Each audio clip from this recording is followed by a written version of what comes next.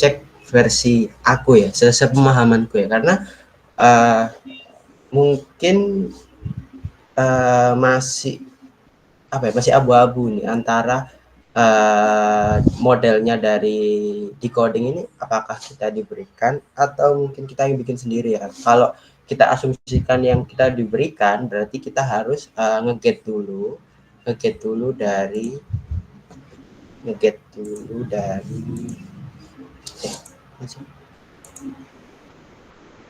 nah nge-get dulu dari token ID-nya, modelnya dari learn checking-nya dari decoding nih. Jadi kita harus dapat dulu nih modelnya gimana.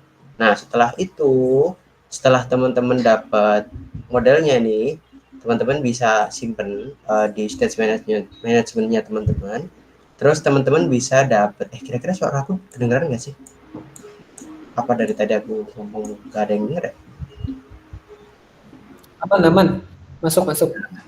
Oke. Jadi setelah teman-teman dapat modelnya nih ya, teman-teman bisa nge-get ID dari learning ID-nya nih. Misalkan teman-teman pakai mungkin kita lihat dari submodul nih. Misalkan di submodul belajar kelas pemrograman dasar nih. Teman-teman belajar tentang pengenalan JavaScript. Nah, pengenalan JavaScript itu asumsinya adalah learning ID, berarti ada berarti kita asumsikan di sini ada modul, oke, di bawahnya ada submodul, oke, gini. Nah, dari submodul ini kita akan dapat learning ID-nya. Dari learning ID tersebut kita cari nih dari modelnya itu dia itu match di ID berapa gitu. Misalkan nih di pengenalan JavaScript dia itu ternyata match di ID 12. Nah, kita dapat nih di ID 12 itu soalnya kayak gini nih gitu. Soalnya kayak gini, jawabannya kayak gini gitu, dan opsinya ada ini gitu. Nah, setelah kita dapat, kita get question-nya nih, kita get question-nya yang relevan. Terus setelah kita get yang relevan, kita akan passing atau mungkin kita kirim ke front end untuk ngekonsum dari soal tersebut gitu. Jadi dari back end, dari back end.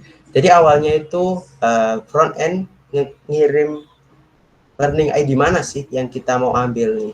Misalkan di learning ID pengenalan JavaScript nih, kita kirim ke back end. Mereka bikin metode atau mungkin endpoint post dari front end kirim ke back end.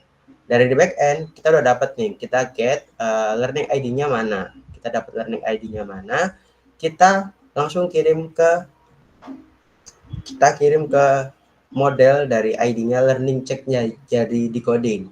Nah, setelah kita dapat, kita match, kita dapat soal yang mana, kita kembalikan lagi, kita get soal mana sih, atau get question ID mana sih yang pas dengan yang kita pelajari learning ID-nya sekarang gitu kan, atau question ID yang mana gitu. Nah, setelah kita dapat, kita passing lagi ke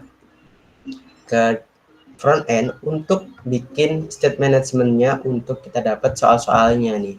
Nah, karena di situ opsinya dari soal-soal tersebut harus ada salah satu atau mungkin kondisional ketika jawabannya bisa lebih dari satu atau mungkin dua. Nah, kita mungkin saran aku pakai checkbox aja sih.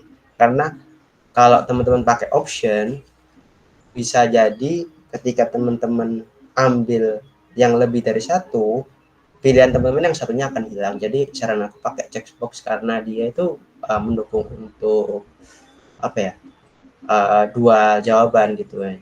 Nah, setelah dari situ kita kan udah jawab nih, user udah jawab, kita jawab, terus kita udah dapet jawabannya nih, kita passing lagi ke back end, kira-kira